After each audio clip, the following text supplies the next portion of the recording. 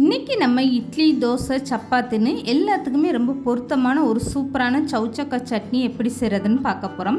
இந்த மாதிரி காயெல்லாம் நீங்கள் சமைச்சு கொடுத்தீங்கன்னா சில பேர் அதை வேண்டான்னு ஒதுக்கி வச்சுருவாங்க, சாப்பிட மாட்டாங்க. ஆனால் இந்த மாதிரி நீங்கள் சட்னியாக செஞ்சு கொடுக்கும்போது இட்லி, தோசைக்கெலாம் ரொம்பவே சூப்பரான டேஸ்ட்டாக இருக்கும்.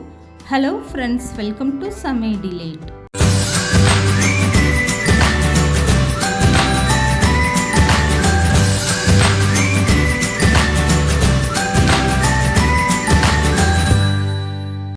இப்போது சௌச்சக்கா சட்னி செய்கிறதுக்காக இந்த மாதிரி சௌச்சக்கா பிஞ்சாக பார்த்து எடுத்துக்கோங்க. ரொம்ப முத்தலான காயாக எடுத்துடாதீங்க. இப்போ இந்த சௌச்சக்காவில் நான் சட்னிக்காக ஒரு சௌச்சக்காயை பயன்படுத்த போகிறேன்.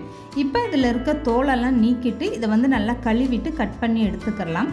இந்த சௌச்சக்காய் பார்த்திங்கன்னா அதிக நீர் சத்து உள்ள காய்ங்க. இதை நீங்கள் வாரத்தில் 2 நாள் இல்லை 3 நாள் தாராளமாக எடுத்துக்கலாம். இந்த சௌச்சக்காவை நீங்கள் பொரியலாவோ இல்லை கூட்டாவோ இல்லை குழம்புல போட்டிங்கனாலோ அதை வேண்டான்னு ஒதுக்கி வச்சுட்டு தான் சாப்பிடுவாங்க.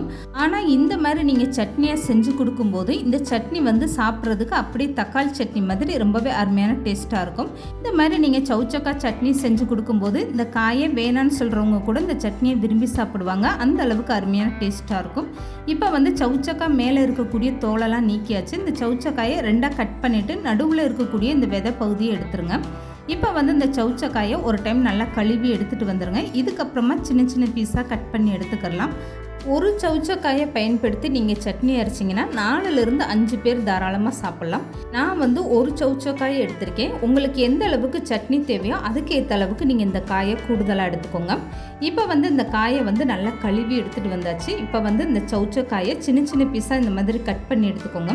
இந்த மாதிரி சின்ன பீஸாக கட் பண்ணிவிட்டு எண்ணெயில் வதக்கும் போது உங்களுக்கு சீக்கிரமாகவே நல்லா வதங்கி வந்துடும்.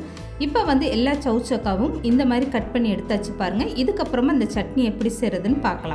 இப்போ இதுக்காக ஒரு அகலமான பாத்திரம் எடுத்துக்கோங்க. இதில் ஒரு 3 ஸ்பூன் அளவுக்கு நல்லெண்ணெய் சேர்த்துக்கோங்க. 1 ஸ்பூன் அளவுக்கு உளுந்தம்பருப்பும் 1 ஸ்பூன் அளவுக்கு கடலைப்பருப்பு சேர்த்துக்கோங்க. கடலைப்பருப்பு உளுந்தம்பருப்பு சேர்த்து நல்லா இந்த மாதிரி செவந்து வர்ற வரைக்கும் வறுத்து விட்டுருங்க. இதுக்கப்புறமா ஸ்டவ்வை மீடியமாக வச்சுட்டு ஒரு 10லேருந்து 15 சின்ன வெங்காயம் சேர்த்துக்கோங்க. ஒரு 5 வெள்ளைப்பூண்டு பற்கள் சேர்த்துக்கோங்க. இதையும் சேர்த்துட்டு இப்போ எண்ணெயில் நல்லா வதக்கி விட்டுருங்க.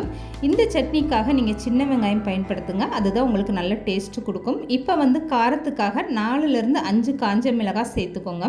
இப்போ இது கூடவே ஒரு தேங்காய் சில் இந்த மாதிரி சின்ன சில்லாக கட் பண்ணிவிட்டு சேர்த்துக்கோங்க. இப்போ ஸ்டவ்வை மீடியமாக வச்சுட்டு இது எல்லாத்தையும் சேர்த்து வதக்கி விடுங்க. இந்த வெங்காயம் வெள்ளைப்பூடெல்லாம் சேர்ந்து லேசாக நல்லா வதங்கி வரட்டும். இப்போ இந்த வெங்காயம் நான் கரண்டியில் எடுத்து காட்டுறேன் பாருங்கள். வெங்காயம் வெள்ளைப்பூடு இந்த அளவுக்கு வதங்கினா போதும். இதுக்கப்புறமா ஸ்டவ்வை மீடியமாக வச்சுட்டு கட் பண்ணி வச்சுருக்க சௌச்சக்காயை சேர்த்துக்கோங்க. இப்போ இந்த காயை சேர்த்ததுக்கப்புறம் எண்ணெயில் இந்த மாதிரி ஒரு 2 நிமிஷம் நல்லா வதக்கி விட்டுருங்க. அப்போ தான் உங்களுக்கு இந்த காயோட பச்சை வாசனை வராது.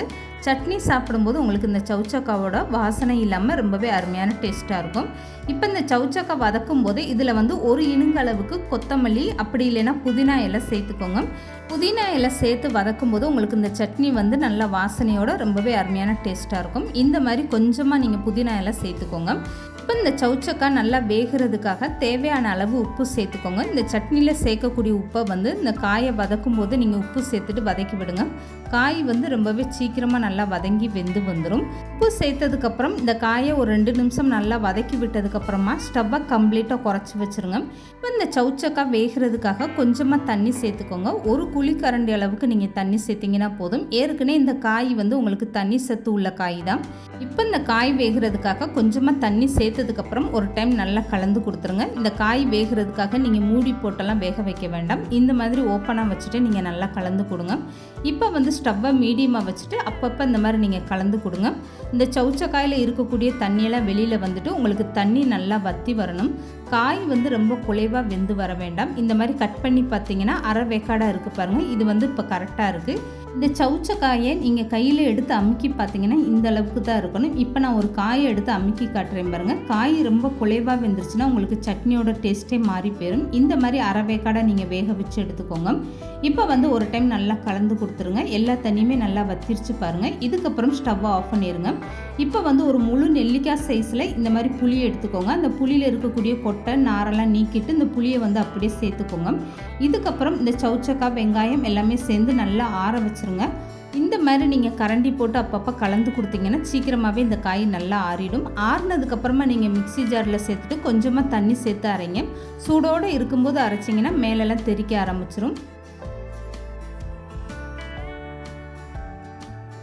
இப்போ சௌச்சௌக்கா சட்னி அரைச்சி எடுத்துகிட்டு வந்தாச்சு பாருங்கள். உங்களுக்கு எந்த அளவுக்கு கெட்டியாக வேணுமோ இல்லை தண்ணியாக வேணுமோ அதுக்கேற்ற அளவுக்கு நீங்கள் தண்ணி சேர்த்துக்கோங்க. இதுக்கப்புறம் இந்த சட்னியில் வந்து உப்போட டேஸ்ட்டு எப்படி இருக்குன்னு செக் பண்ணிவிட்டு உப்பு பத்தலைன்னா நீங்கள் சேர்த்துக்கோங்க. ரொம்பவே அருமையான டேஸ்ட்டில் நம்மளுடைய சௌச்சௌக்கா சட்னி ரெடி ஆகிடுச்சு பாருங்கள். இந்த சௌச்சௌக்கா சட்னி அரைக்கும் போது ரொம்ப வலுவலுன்னு அரைக்கக்கூடாது. தக்காளி சட்னி மாதிரி நீங்கள் அரைச்சி எடுத்துக்கோங்க. இப்போ இந்த சட்னிக்கு ஒரு தாளிப்பு கொடுத்துடலாம். இதுக்காக தாளிப்பு கரண்டி எடுத்துக்கோங்க. இதில் வந்து 1 ஸ்பூன் அளவுக்கு நல்லெண்ணெய் சேர்த்துக்கோங்க. இப்போ 1 ஸ்பூன் அளவுக்கு கடுகு உளுந்து சேர்த்துக்கோங்க. இந்த கடுகு உளுந்து நல்லா பொரிஞ்சு வந்ததுக்கப்புறம் ஒரு காஞ்ச மிளகாய் இந்த மாதிரி சின்னதாக கிள்ளிட்டு சேர்த்துக்கோங்க. காஞ்ச மிளகாய் சேர்த்து நீங்கள் சட்னி தாளிக்கும் போது அந்த சட்னி வந்து நல்ல வாசனையாக இருக்கும். இப்போ வந்து ஒரு இனுங்களவுக்கு கருவேப்பிலை சேர்த்துக்கோங்க. இதுக்கப்புறம் ஸ்டவ்வை ஆஃப் பண்ணிவிட்டு இந்த தாளிப்பு அப்படியே சட்னியோடு சேர்த்துக்கோங்க. அவ்வளோதாங்க, நல்ல கமன்னு வாசனையோடு ஒரு சூப்பரான சௌச்சௌக்கா சட்னி ரெடி ஆகிடுச்சு பாருங்கள்.